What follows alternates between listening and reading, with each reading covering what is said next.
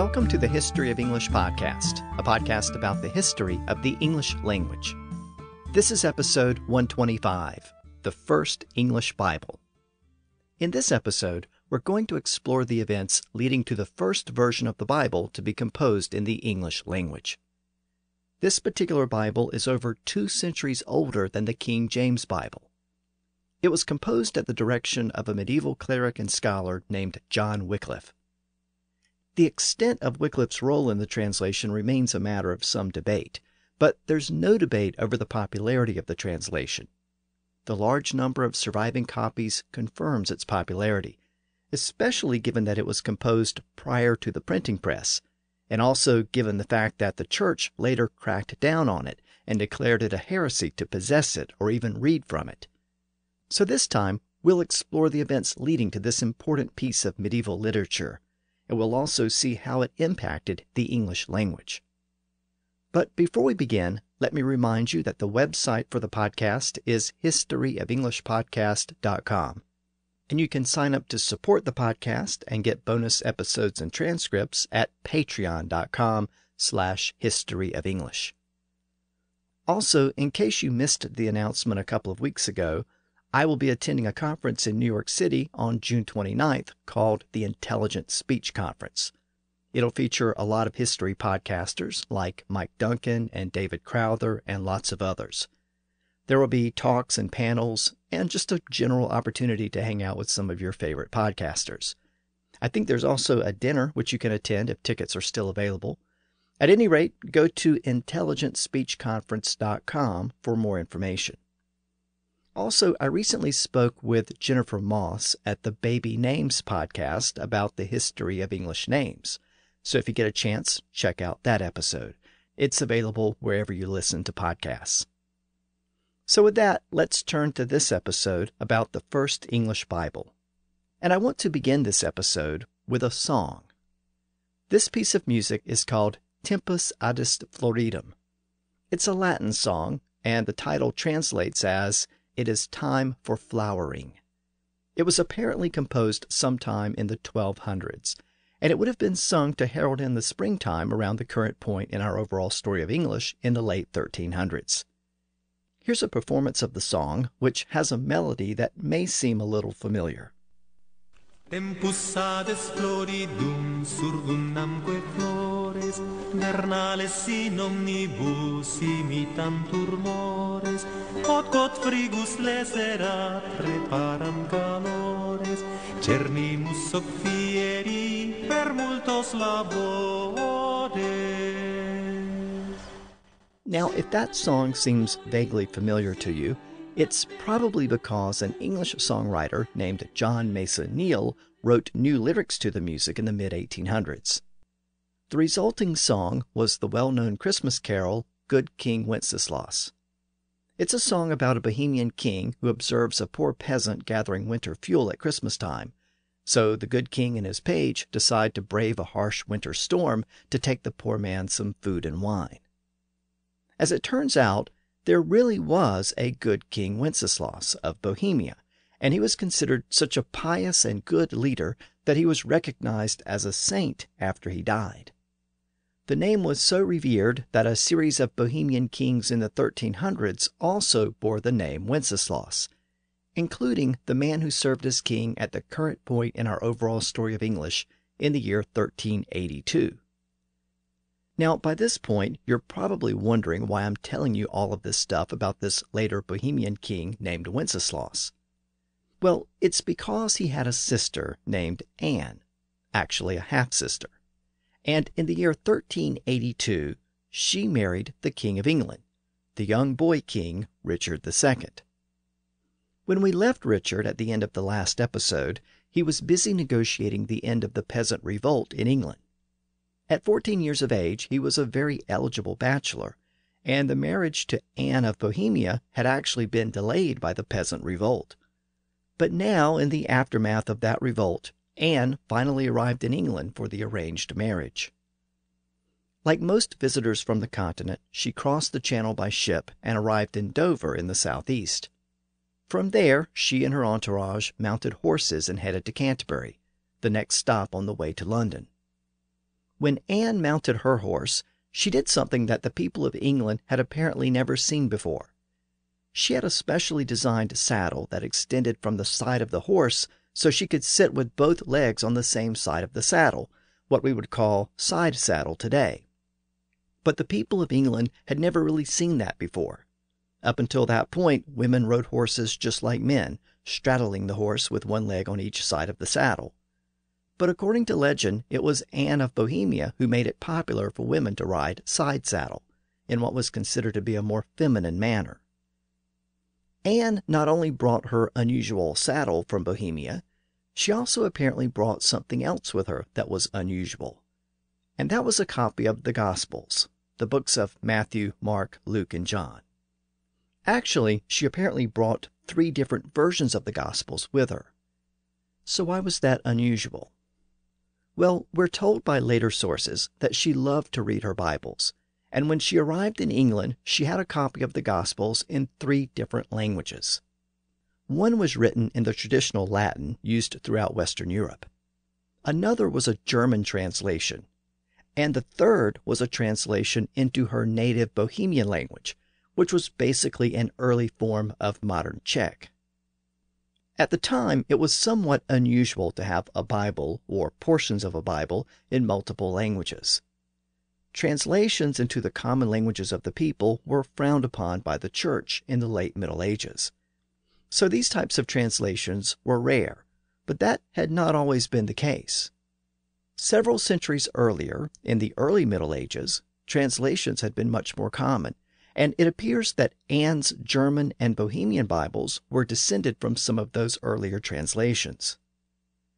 Of course, the Latin Bible itself was a translation. It had been translated from the original Hebrew and Greek texts in the late 300s and early 400s, about 1,000 years earlier in our story. The Latin Bible was also known as the Vulgate Bible, and it was largely the work of St. Jerome. At the time, Latin was the common language of the people of Rome, so the idea that the average person could read the Bible was actually considered to be a good thing at the time. It was part of the way in which the Christian message was spread, by translating the Bible into the languages of the people who were being converted. Now, way back in episode 14, we saw that a Gothic priest named Ulfilas translated the Bible from Greek into the early Germanic language of the Goths. That translation was made around the same time as the Latin translation, maybe a little before, and large portions of that Bible translation still exist. Several centuries later, in the 800s, Charlemagne directed the Bible to be translated into the early Germanic language spoken east of the Rhine to help convert the Germanic-speaking people in those regions. And that translation was probably the origin of Anne's German version of the Gospels. Around the same time, missionaries further east in the Slavic regions composed a Slavic translation of the Bible to help convert the Slavs. And that translation appears to be the origin of Anne's Bohemian version of the Gospels. Bohemia was basically the region we know today as the Czech Republic, and the old Bohemian language became modern Czech, but it was descended from that early Slavic language. Around the same time, the Anglo-Saxons also translated parts of the Bible into Old English. Bede, the great Anglo-Saxon scholar and monk, apparently translated the book of John into English.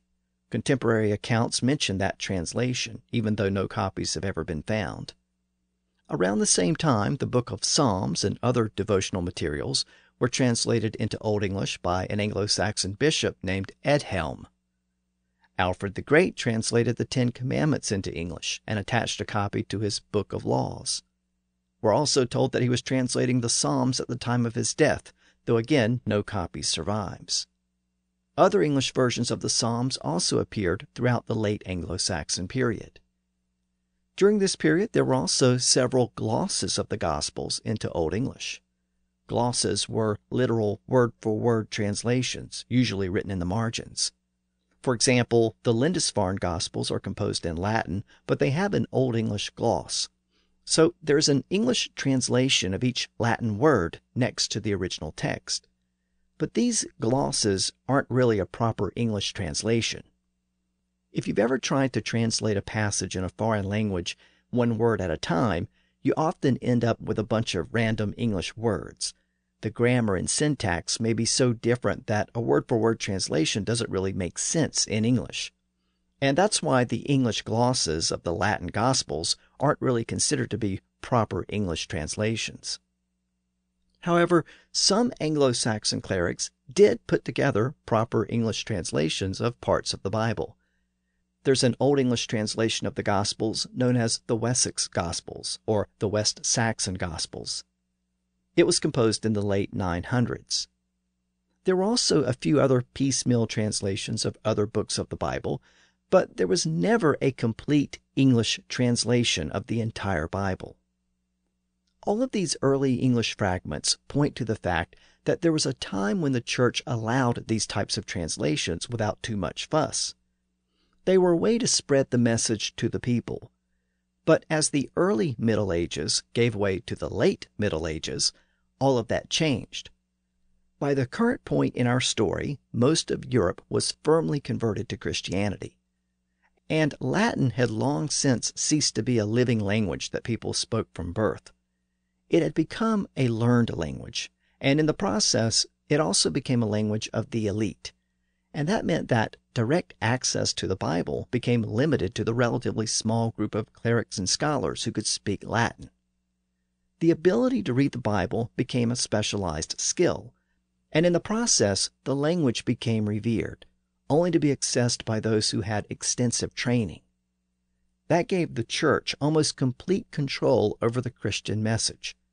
It was virtually impossible for laypersons to challenge the church's interpretation of the Scriptures. Most people didn't have access to a Bible, and even if they did, they probably couldn't read the Latin text. Again, that gave the church tremendous power over the message. The church eventually came to view the Latin Bible as the only acceptable version to be used in Western Europe, and any local translation had to be approved by the church. There was an authorized translation of the Bible into French in the mid-1200s, but that was a rare exception, and it was only because French was such an important literary language at the time. There were no authorized translations into English. But all of that changed around the time that Anne of Bohemia arrived in England to marry the young English king Richard II. In the same year that marriage occurred, 1382, the first English Bible made its appearance in England. It wasn't authorized, and in fact, it was soon condemned by the church. But it shows the increasing power and influence of the English language in the late 1300s. The Middle English Bible was the work of an Oxford priest named John Wycliffe, and a small group of followers who shared the same goal of making the Bible accessible to the common people of England. In its own way, it was an attack on the authority of the church, and in fact, it was part of a larger anti-clerical movement that was taking place throughout England in the late 1300s. It was pro-Christian, but anti-church. We saw some elements of that in Piers Plowman and the Peasants' Revolt in the last episode. In Piers Plowman, church officials were routinely described as corrupt and lazy and indifferent to the concerns of the peasants. And when peasant mobs took over London in 1381, the Archbishop of Canterbury was one of their targets. He was captured and beheaded outside of the Tower of London. So why was the church held in such low regard at the time? Well, it was really the result of a series of events that had taken place throughout the 1300s. And these events provide an important backdrop for the composition of the Wycliffe Bible. So let's take a moment and examine why the church as an institution had become so controversial. The story really begins in the early 1300s. About 75 years earlier, in the year 1305, the entire papal court had moved from Rome to Avignon in southern France, and they remained there for much of the century. Now, this may actually come as a surprise to you if you've always assumed that the popes have resided in Rome, but they haven't. For much of the 1300s, they lived in southern France, while the church buildings in Rome decayed and fell apart. During this time, all of the popes were French by birth. By virtue of the fact that the popes were French and the papacy itself was located in France, there was a very close link between the papal court and the French royal court. They were basically tied together at the hip. And that was a source of great frustration for France's rivals, especially England, which found itself mired in a long extended war with France for much of the century. In England, there was a sense that the church itself was on the side of France, and it was widely believed that the English money paid to the church ended up in the French coffers and was used to support the French war effort. So by supporting the church financially, England was indirectly funding the war against itself. Also, during the 1300s, the sale of indulgences reached a peak, and that was considered by many to be an abuse by the church. Indulgences were basically official pardons or remissions of sin that could be purchased from the church. By this point, there were even specific church officials called pardoners who traveled around selling them. If you had enough money, you could effectively buy your way out of punishment for any sin. These indulgences were designed to raise money for the church, but they were the subject of severe criticism by many people, who painted the church as a corrupt institution that was more interested in money than salvation. The church also implemented other changes that were designed to enhance its revenues. That included a series of fees and taxes payable to the church. As money poured into the church's coffers, Avignon became an opulent papal court. An enormous papal palace was built there, and lots of courtiers and attendants flocked to the city. Prominent visitors to the city described it as extravagant and corrupt. Then, in the mid-1300s, the Black Death arrived in Europe. As we saw in an earlier episode, it wreaked devastation and death across the continent, and there was nothing the church could do to stop it. No one had ever seen death on that scale. People prayed, but largely to no avail. The church seemed to be impotent in face of the massive loss of life. And as I noted in that episode, priests and monks actually died at higher rates than the rest of society. They tended to the sick and dying, and the monks lived together in crowded monasteries, so they were especially vulnerable to the disease. For people who saw the plague as a type of divine punishment for society's sins, it seemed that God had saved his most severe wrath for the clerics.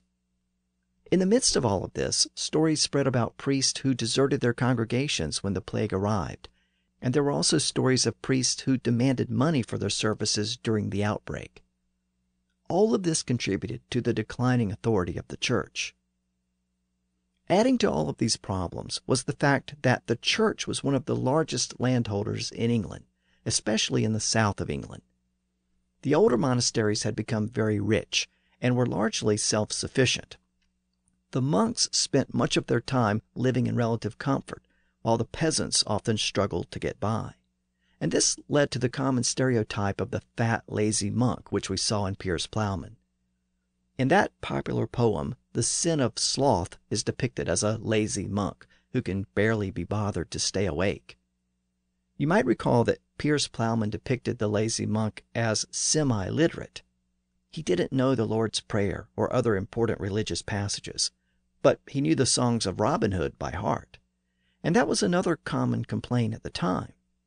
Even though the Bible was only available in Latin, many of the monks and clerics couldn't actually read Latin, and they didn't know what the Bible said. The Bishop of Gloucester surveyed over 300 deacons, archdeacons, and priests in his diocese. He found that about half of them couldn't repeat the 10 Commandments, and 1 in 10 didn't know how to find the 10 Commandments in the Bible. 40 of them couldn't even repeat the Lord's Prayer.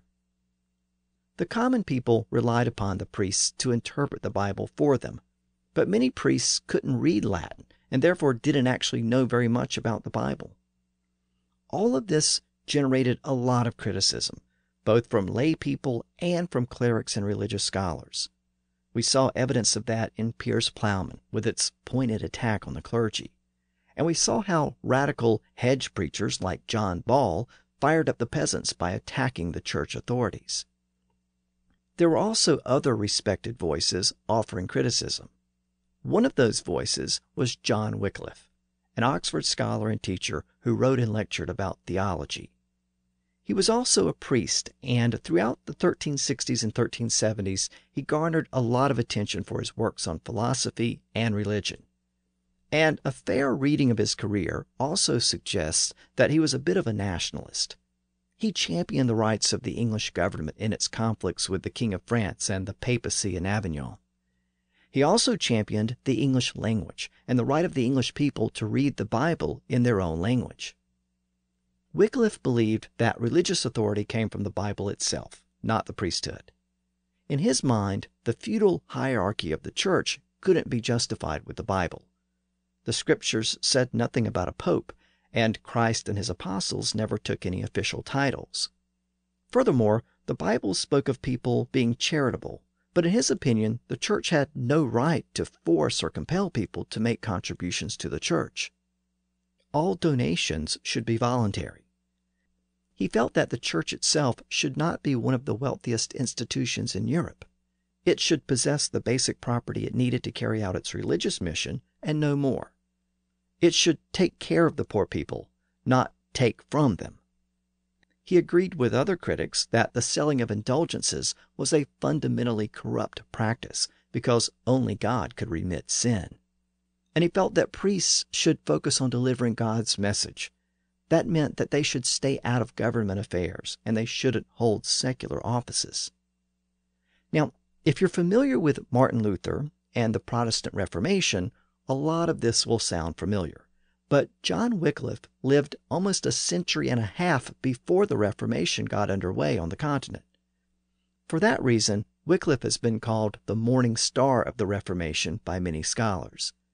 In a sense, he was leading the way for later reformers who had many of the same criticisms and concerns that he had. In England, Wycliffe found a receptive audience in the 1300s. By the 1370s, there were a lot of people listening to what he had to say, and he found supporters throughout many elements of English society. His views reflected ideas that were widely held in England at the time, and he gathered many supporters who became known as Lollards. The name was apparently derived from a Middle English word meaning mumblers, as in mumblers of prayers. It probably started as a derogatory term, but it was adopted by Wycliffe's followers over time. Many of those early followers were graduate students at Oxford who took his message out to the countryside. Many Lollard manuscripts were composed to outline and explain their views, and many of those manuscripts were written in English. Wycliffe not only found support among the common people, he also found a sympathetic ear at the highest level of the English government. As we know from prior episodes, John of Gaunt was the most powerful noble in England, and he took a liking to Wycliffe and his views.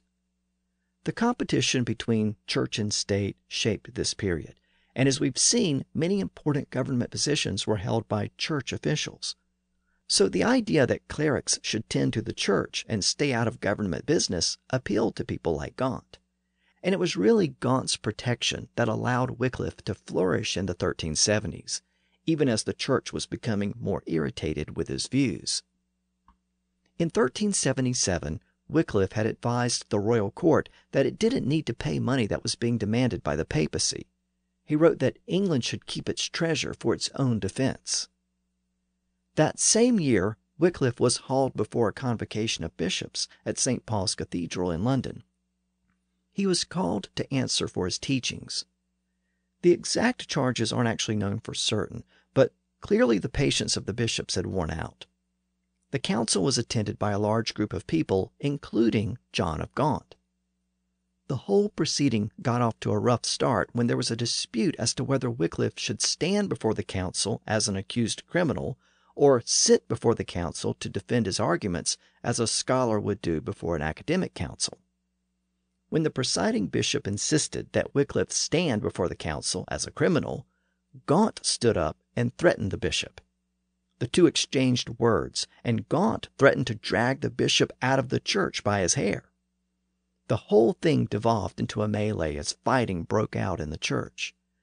The assembly scattered, and nothing ultimately came of the meeting. 3 months later, the Pope issued 5 bulls, or formal edicts, condemning Wycliffe and his teachings. the Pope ordered the church officials to investigate Wycliffe further, and if they found him guilty, he was to be arrested and forced to confess. But those orders were issued at the same time that the old king, Edward III, died. And with Edward's death and young Richard's succession, the papal orders were largely lost in the mix and fell by the wayside. Now, there's something very interesting about the place where the Pope issued those 5 papal bulls against Wycliffe.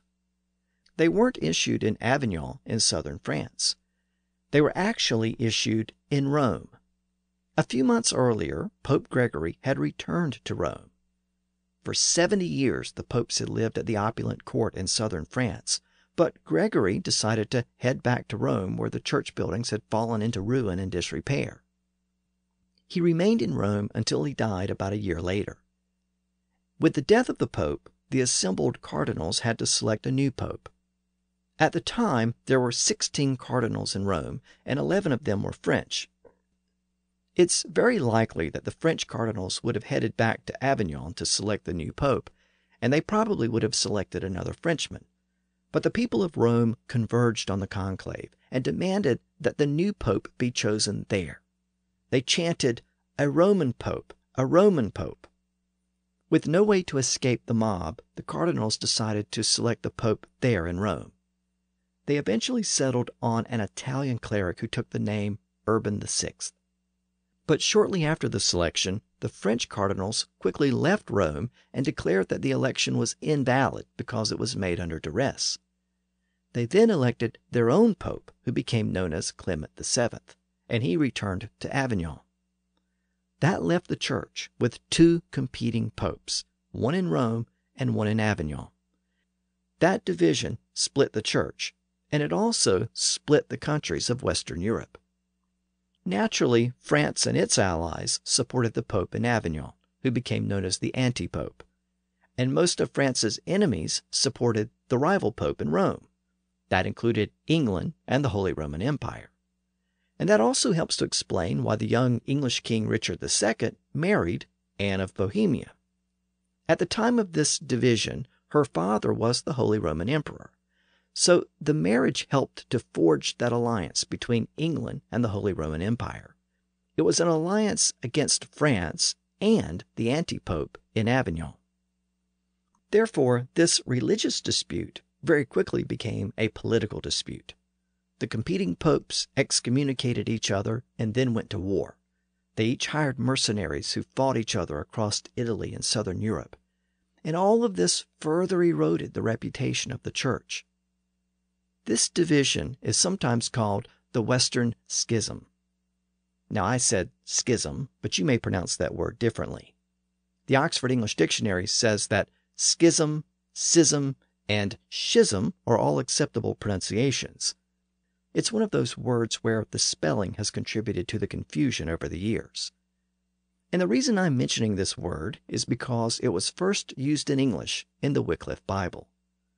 The word referred to the divisions within the church. It began as the Greek word schisma, then passed through Latin and French, where it apparently lost the K sound.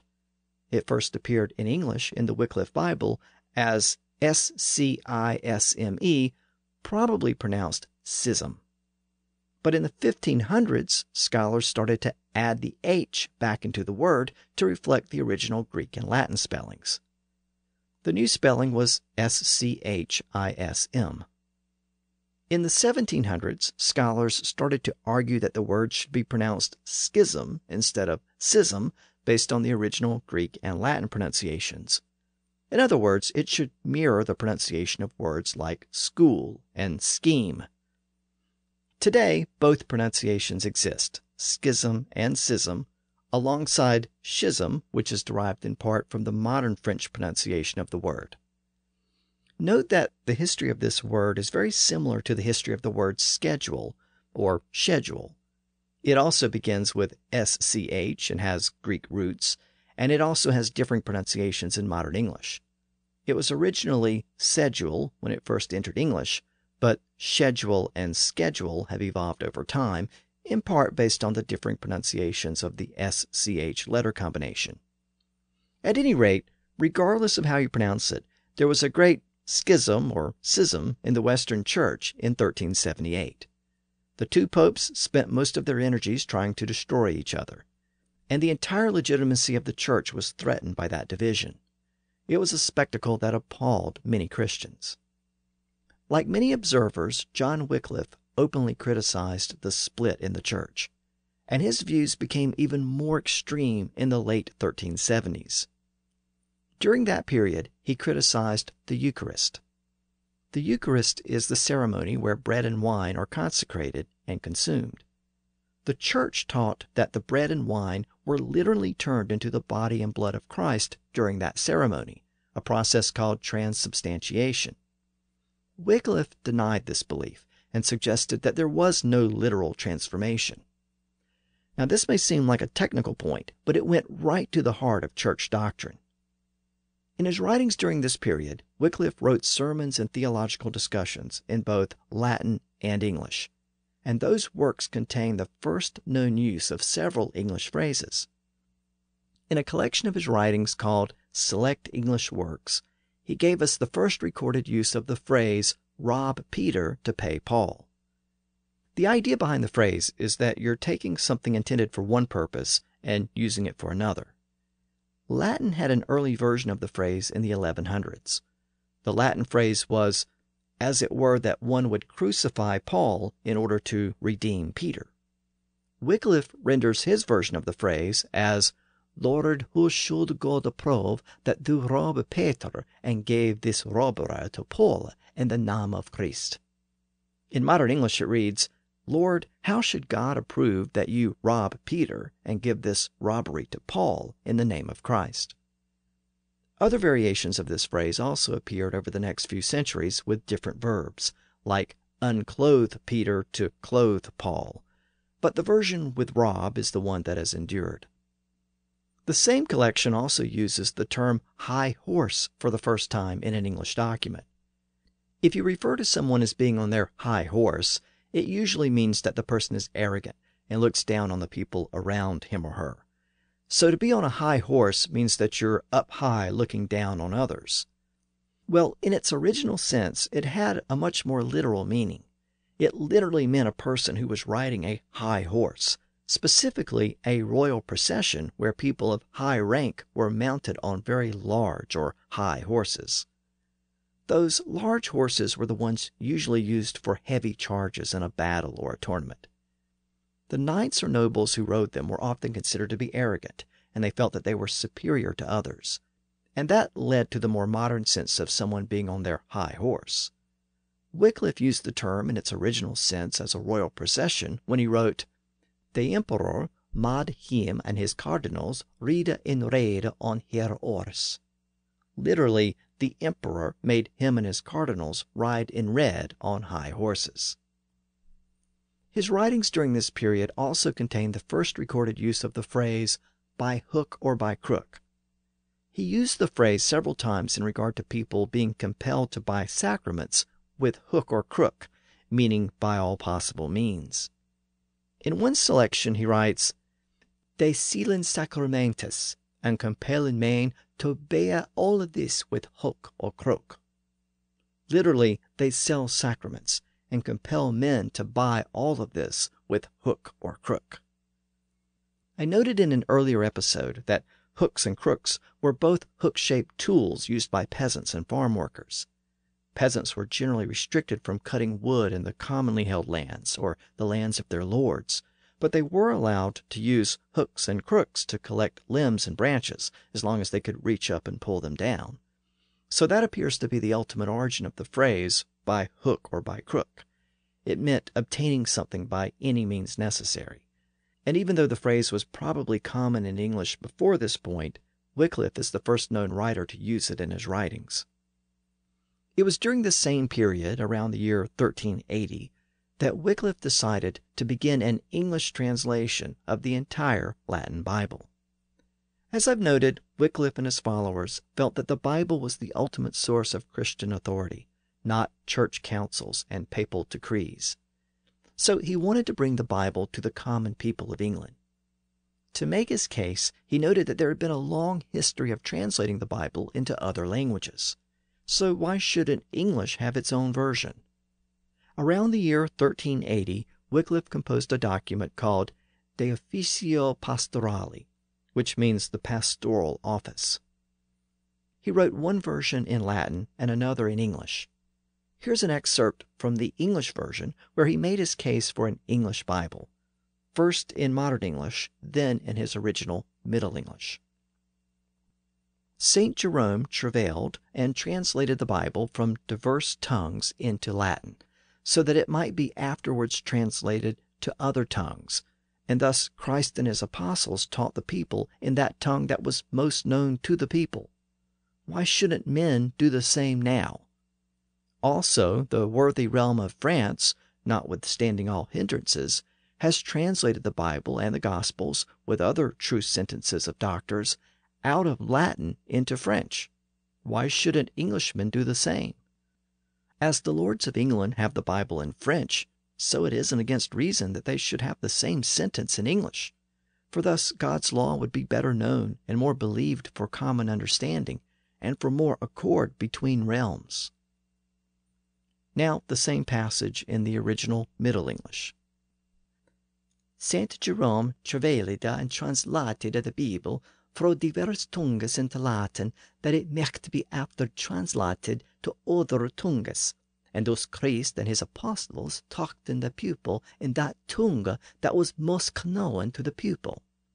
We should not men do now so. Also the worthy realm of France, notwithstanding all the latings, hath translated the Bible and the Gospels with other true sentences of doctors out of Latin into French. We should not Englishmen do so. As lords of England had the Bible in French, so it were not against reason that they hadn't the same sentence in English. For thus God's law would be better known and more true for one head of wheat, and more accord be betwixt realms. Now, we should also keep in mind that this was a time when English was on the rise. English was once again the language of Parliament and the courts and the schools. And this was the time of Chaucer and William Langland and other writers who were composing their poetry in English, not French or Latin. So the overall rise of English was another factor that fed this desire for an English Bible. Around the time that Wycliffe composed the provisions I just read, so around 1380, he and a small group of followers began the process of translating the Bible. Of course, they didn't have permission from the church to do that, so the translation was completely unauthorized. But they were willing to take the risk. Within a couple of years, the translation was complete, and it appeared in the middle of 1382. Modern scholars are not entirely sure how much Wycliffe himself actually contributed to the translation. At one time it was thought that he was the primary translator, but the modern view is that much of the work was done by a small group of his followers. The group may have been as small as 5 or 6 people. It appears that his primary assistant was Nicholas de Hereford. Hereford and Wycliffe knew each other from their time at Oxford, and according to notes in some of the surviving copies, Hereford translated a large portion of the Old Testament. Now, the original translation was basically an extended gloss of the Latin Bible. In other words, the translators took the traditional Latin Vulgate Bible and they pretty much translated it word for word, even maintaining much of the original Latin word order and syntax. And they did that in order to stay as close as possible to the original Latin version. So let me give you an example of the language in the first English Bible. And let's begin at the beginning with the very first words of the Old Testament. These are the first 5 verses of the book of Genesis. Now, just so you can hear a comparison, I'm going to read the version from the King James Bible first. That's a modern English version from the early 1600s. Then I'll read the same passages from Wycliffe's original Bible. So here's the King James Version. In the beginning, God created the heaven and the earth. And the earth was without form and void, and darkness was upon the face of the deep. And the Spirit of God moved upon the face of the waters. And God said, "Let there be light." And there was light. And God saw the light, that it was good. And God divided the light from the darkness. And God called the light day, and the darkness he called night. And the evening and the morning were the first day. Now here's the same passage from the Wycliffe Bible, which follows very closely with the Latin original. In the first maar God of nacht, heaven and earth. The earth forsotha was vain within and void, and darknesses weren upon the face of the sea, and the Spirit of God was born upon the waters. And God said, Be mad licht, and mad is licht. And God zag licht that it was good, and divided licht fro darknesses. And klappere licht die, and darknesses nicht, and mad is even and morrow, or die. Now, you'll notice that the Wycliffe Bible begins with the phrase, in the first, but the King James Bible begins with the phrase, in the beginning. Also, the Wycliffe version refers to the face of the sea, whereas the King James Version refers to the face of the deep.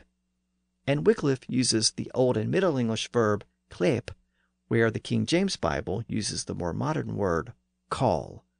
Call is actually an Old Norse word, but it had replaced klep by the modern English period. Now, that passage I just read doesn't use very many Latin words, but as the translation continued, the translators encountered a lot of Latin words that didn't have a good alternative in English. These were usually words that expressed very specific concepts and ideas. So when there wasn't a good English alternative, they tended to just keep the Latin word. They would often drop the Latin inflectional ending to anglicize it a bit. But it meant that this first English Bible had a lot of Latin words, many of which were used for the first time in English. It's been estimated that over 1,000 Latin words were used for the first time in the Wycliffe Bible. Again, that was probably intentional. As long as the translation stuck with the Latin words, the church authorities were less likely to object.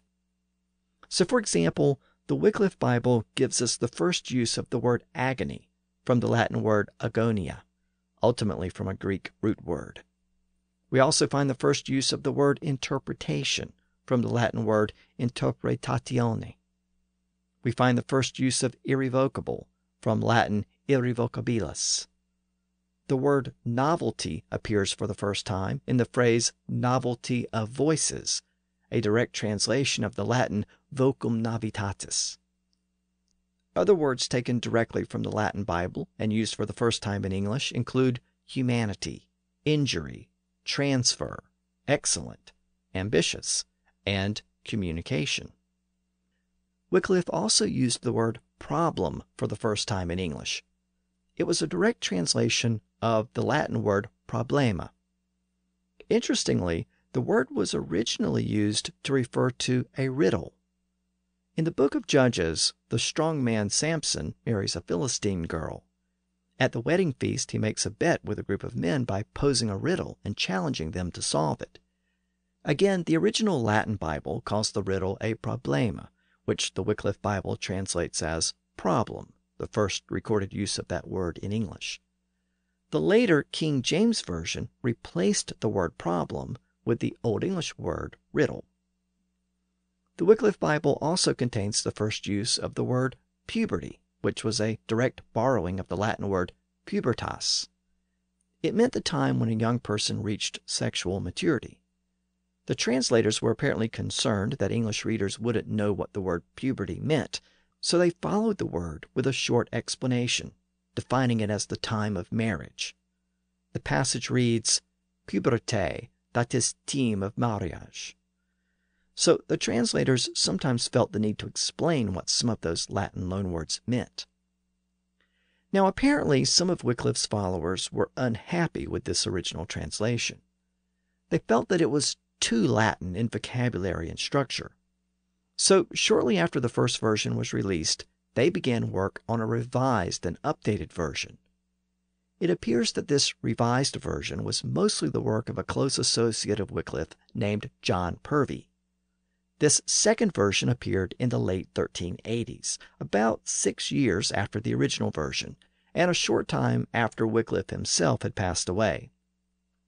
This second version was intended to be more user-friendly for English readers. It focused more on English word order and phrasing. This revised version also contained an extended prologue which explained the process that was used to make the translation. The prologue even gives an example to illustrate this process. It provides the Latin phrase Dominum formidabunt adversari eos. The passage explains how that phrase should be Englished, or turned into English. The passage actually uses English as a verb, to English the Latin sentence. It says that a literal word-for-word translation would be, "The Lord his adversaries schulen dreada." Literally, the Lord his adversaries should dread. But since that sentence is awkward, the passage says that the better translation would be, "The adversaries of the Lord schulen dreada him." Literally, the adversaries of the Lord should dread him. So, as this example illustrates, the word order was modified to match English syntax. But it wasn't just word order. The revised version also chose to drop some of the Latin words that had been retained in the original version. In their place, the revision often selected a native English word or French word that had become common in English by that point. So, for example, the first version of the Wycliffe Bible gives us the first use of the word pollute, from Latin polluta. But the second version changed that word from pollute to defiled, which was a common word in the language at the time. The original version also contains the first use of the word plague, from Latin plaga. You might remember that the Black Death was generally called the Great Mortality in English documents from the mid-1300s. But Wycliffe gives us the first use of the word plague. A few years later, when the Bible was revised, the wording was changed from plague to the native English word wound. So again, we see this shift from a Latin word to an English word that was better understood at the time. By the way, speaking of plague, I should also note that the Wycliffe Bible gives us the first use of the word pestilence, from Latin pestilentiae. The first draft of the Bible also gives us the first use of the word contradiction, from Latin contradictionem. Now, if we think about that word contradiction, it actually combines two Latin elements. We have the Latin prefix contra, meaning against. We have that root in the word contrary. And the second part is diction, from a Latin word meaning speech. We actually have that word diction in English with the same meaning. So if we combine those two Latin elements, we can discern that contradiction is literally against speech, or to speak against something. Again, the first version of the Wycliffe Bible used that direct Latin loanword, contradiction. But the later translators apparently didn't like that Latin term, so they opted for a literal English translation. The term appeared in the book of Psalms in the sentence, "I saw wickedness and contradiction in the city." But the revised version used the phrase wickednesse and einsaying, literally wickedness and against saying. So the later version changed contradiction to against saying. This is another example of how the later version tried to reword the Bible to reduce some of the heavy Latin influence and produce something that was more user-friendly for English readers. Now, obviously, contradiction has won out over time. The original version of the Bible also used the words liberty and civility for the first time in English. Liberty was rendered from Latin libertas, and civility was rendered from Latin civilitatem. In both of those cases, the later revised version substituted the native English word freedom. In the book of Galatians, the Apostle Paul provides a warning to those who fall from grace through the persuasion of others. Wycliffe translates this passage by using the word persuasion for the first time in English. He derives it from the Latin word persuasio. But the later version of the Wycliffe Bible dropped the new word persuasion and replaced it with the more familiar word counsel. So it refers to those who lose faith through the counsel of others. Interestingly, the King James Version preferred the original translation, and it uses the word persuasion. By the way, we might think of persuasion as the use of sweet talk to convince someone to do something. Well, believe it or not, the words sweet and persuasion are cognate.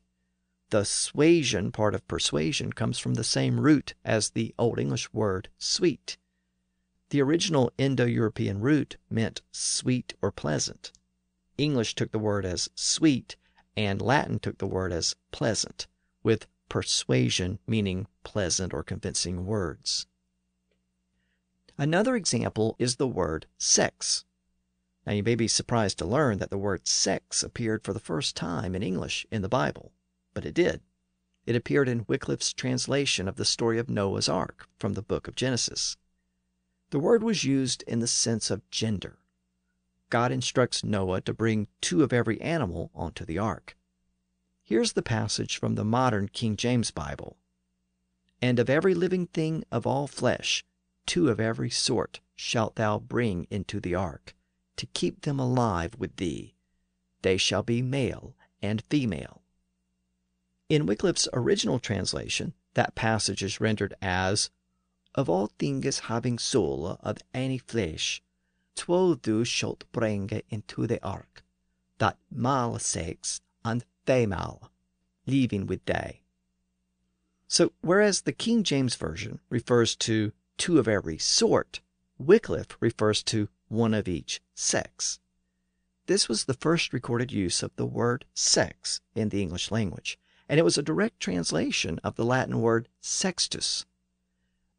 Now, when the Wycliffe version was revised a few years later, the later version replaced the word sex with the Old English word kind.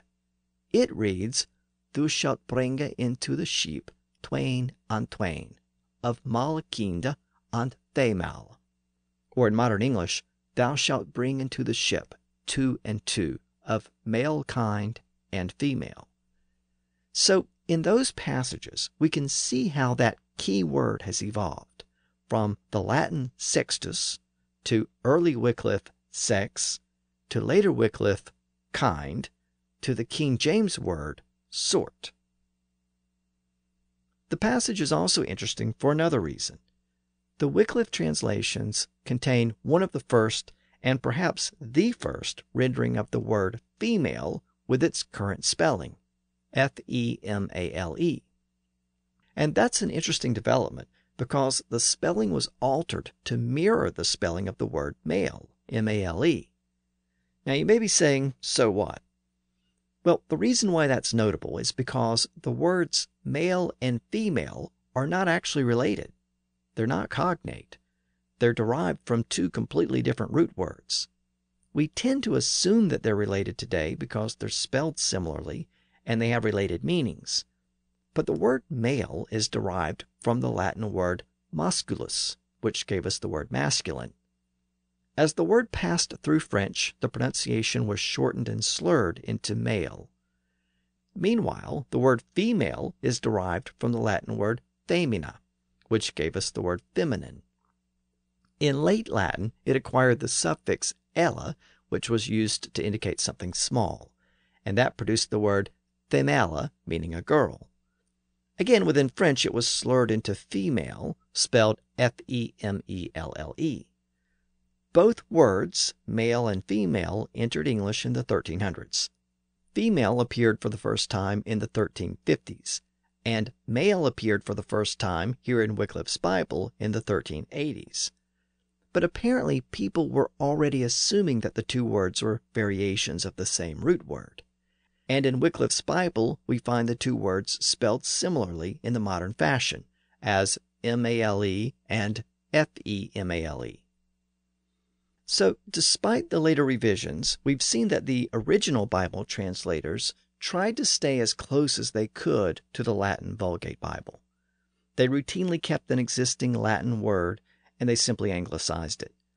And I wanted to make that point because this really marks the beginning of a trend which continued over the next few centuries. And that trend was the increased borrowing of words directly from Latin rather than French. As the importance of French declined in England, Latin remained the language of the church and the language of scholarship, and increasingly English speakers borrowed words directly from Latin. There are tons of words in the Oxford English Dictionary, many of which are variations and derivatives of a smaller number of basic root words. The British linguist David Crystal has estimated that there are about 30,000 basic word forms in the OED that come from French. By contrast, there are about 50,000 basic word forms that come directly from Latin. So there are considerably more words that come directly from Latin than come from French. And that's due to the heavy Latin borrowing that took place beginning around this point into the 1400s. That has given modern English several layers of words with the same or similar meanings. Very often, we have a basic common word from Old English, a slightly more elevated word from French, and an even more formal word from Latin. So we might have an English foe, or a French enemy, or a Latin opponent. We might ask that person something with the English word ask, or we might question that person with the French word question, or we might interrogate that person with the Latin word interrogate. Through that process, we might learn or understand something with the English words learn and understand, or we might ascertain something with the French word ascertain, or we might comprehend something with the Latin word comprehend. When we're done, we might end the inquiry with the English word end, or finish with the French word finish, or conclude with the Latin word conclude. You get the idea. These layers of words allow us to express very subtle distinctions in modern English, and they're the product of lots of borrowing over the centuries, borrowing that shifted from French to Latin over time. And we can see the beginning of that process here in the Wycliffe Bible. I should also note that the Bible not only gave us a lot of new Latin words, it also gave us the first version of several common English phrases.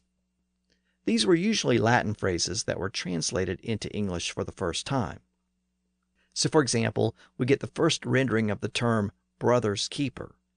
In the story of Cain and Abel from the book of Genesis, Cain kills Abel, and when God asks where Abel is, Cain says, "Am I my brother's keeper?" Wycliffe renders it as, "Am I the keeper of my brother?" Am I the keeper of my brother? In later versions of the Bible, including the King James Version, the keeper of my brother is altered to brother's keeper, and that was ultimately a direct translation of the Latin term custos fratres. The Bible also gives us the first use of the term graven image. In the book of Exodus, the original translation refers to a graven thing, but the Revised Version changes the term to graven image. The translation of Exodus also gives us the first rendering of the phrase, an eye for an eye. The passage reads, "He shall yield a leaf for leaf, ear for ear, tooth for tooth, hand for hand, foot for foot." Literally, he shall yield life for life, eye for eye, tooth for tooth, hand for hand, and foot for foot. In the Song of Solomon, the Latin term turris eburnean is literally translated as ivory tower, and is therefore the first recorded use of the term ivory tower in English. In the book of John, the translators provide the first use of the phrase born again. It's rendered as a direct translation of the Latin phrase natus fuerit Dano, with the same general meaning. From the book of Matthew, Wycliffe gives us the first English use of the phrase salt of the earth. Matthew also gives us the first English version of the phrase ye of little faith. In the book of Hebrews, the translation states that the word of God is sharper than any twain-edged sword, literally two-edged sword. And this may have been the origin of the more common phrase double-edged sword. In the translation of Ecclesiastes, we're told, "Nothing under the sun is new."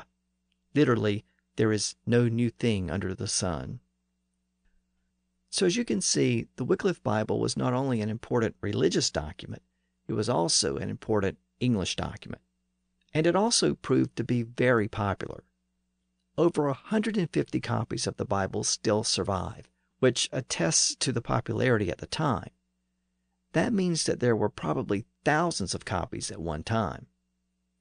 And we have to keep in mind that this was before the advent of the printing press, so each copy had to be made by hand. And this is really where Wycliffe was at a disadvantage in comparison to Martin Luther over a century later. Luther expressed many similar ideas and concerns about the church, but he lived after the printing press had been invented, so his Protestant literature could be mass-produced.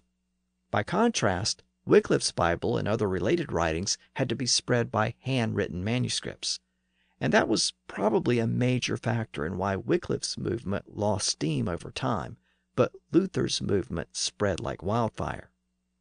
Nevertheless, a lot of Wycliffe Bibles were produced, and they were read by people throughout England, by all classes of people. And it's amazing that we have as many copies as we do today, because the story of the Wycliffe Bible was about to take a major turn. Shortly after the Bible was produced, the church decided that it was time to crack down on this new innovation before it got out of hand. As the English Bible and the Lollard message spread around the country, the church soon started to take the matter more seriously. The peasant revolt may have also played a role in this crackdown. Many in power blamed Wycliffe and radical priests like John Ball for seeding the discontent that led to the revolt. In fact, in 1382, the year after the peasant revolt, and the year that the first draft of the Bible was released, many of Wycliffe's views were condemned by a church council. Wycliffe himself avoided any major punishment, and he died of natural causes a couple of years later. But many of his colleagues who assisted with the translation experienced a different fate. Nicholas de Hereford was excommunicated for heresy. He was the man who apparently translated a large portion of the Old Testament. He was later imprisoned and tortured. He recanted his Lollard views and died a few years later. John Purvey was also targeted. He was the man who was apparently responsible for much of the revised version of the Bible in the late 1380s. He was also hauled before the bishops, tortured, and forced to recant. However, he soon returned to the Lollard movement and eventually disappeared from history. In 1394, a bill was introduced in Parliament which outlawed any version of the Bible composed in English. However, John of Gaunt was still around, and he blocked the proposed bill. Supposedly, he rejected the proposed law with the following words, quote, "By God, we will not be the refuse of all other nations. For since they have God's law, which is the law of our belief, in their own language, we will have ours in English, whoever it may begrudge." End quote. A few years later, in 1401, England adopted a law called Concerning the Burning of Heretics, which, as you can guess from the title, authorized the burning of heretics at the stake. This law was destined to be used a lot over the next few centuries, but initially it posed the greatest threat to the Lollards. They now had to fear for their lives, and the entire movement was pushed underground. After John of Gaunt died and was out of the picture, the bishops finally got their wish. In 1408, a convocation sitting at Oxford banned all translations of the Bible into English by any unauthorized person. It also prohibited the reading of any such translations. Anyone caught with an English Bible could be tried for heresy. Wycliffe's Bibles were ordered to be burnt. Nevertheless, many people ignored the order. Finally, in 1415, the Great Western Schism came to an end, as the two competing popes were deposed, and the church was once again unified under a single pontiff. The council that resolved that split in the church also took one additional action before it disbanded. It condemned the long-deceased Wycliffe as a heretic, and it ordered his bones to be exhumed and removed from the grounds where he was buried. Several years later, the order was carried out. Wycliffe's remains were dug up and burned. The ashes were thrown into the nearby river Swift, which flows into the Avon, and then into the Severn, and then into the sea. An anonymous poet soon turned this into a prophecy. It read, "The Avon to the Severn runs, the Severn to the sea, and Wycliffe's dust shall spread abroad, wide as the waters be."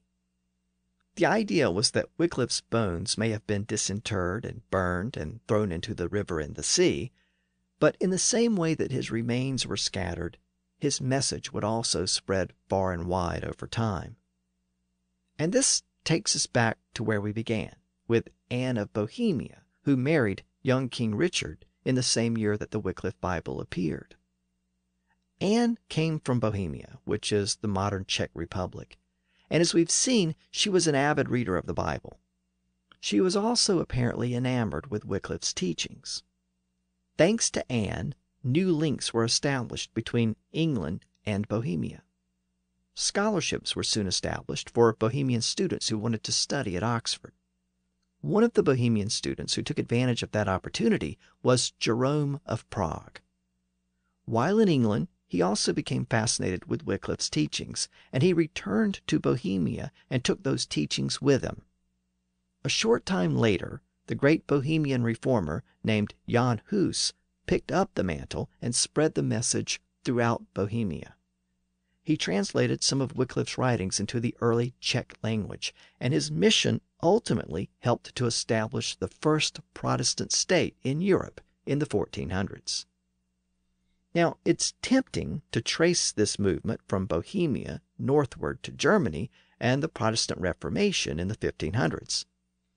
Despite that temptation, there's little evidence that Martin Luther was directly influenced by John Wycliffe or Jan Hus. But Luther did acknowledge their contributions to the overall Reformation movement. In 1529, Martin Luther wrote, quote, "I have hitherto taught and held all the opinions of Hus without knowing it. We are all Hussites." End quote. Of course, Hus's views were largely Wycliffe's views, and they can be traced back to England in the 1380s. And that's also why Martin Luther's Reformation ideas found such fertile ground when they reached England in the 1500s. The groundwork for the Reformation had already been laid by Wycliffe and the Lollards in the 1300s. This connection is even more apparent in a Bohemian Psalter prepared in the year 1572. The manuscript contains a page with a hymn dedicated to the Bohemian reformer Jan Hus. It's adorned with 3 drawings arranged in a vertical row. The first picture depicts John Wycliffe striking a spark. Below him, Jan Hus is shown using the spark to light a candle, and at the bottom, Martin Luther is shown holding a blazing torch. The idea is that the beliefs associated with the Reformation could be traced back to John Wycliffe and the Wycliffe Bible in the 1300s in England. Now, at the same time that Wycliffe and his translators were working on the first Wycliffe Bible and the later revision, a London poet named Geoffrey Chaucer was working on a manuscript of his own. That manuscript was a collection of stories told by pilgrims on their way to Canterbury Cathedral. Of course, that work of literature was the Canterbury Tales. It was the last great work of Chaucer's career. So next time, we'll fill in the middle part of Chaucer's career and take the story up to the Canterbury Tales. Along the way, we'll see how the literature of this period reflects the overall development of English into an early form of the language we speak today. So next time, we'll take the road to the Canterbury Tales. Until then, thanks for listening to the History of English podcast.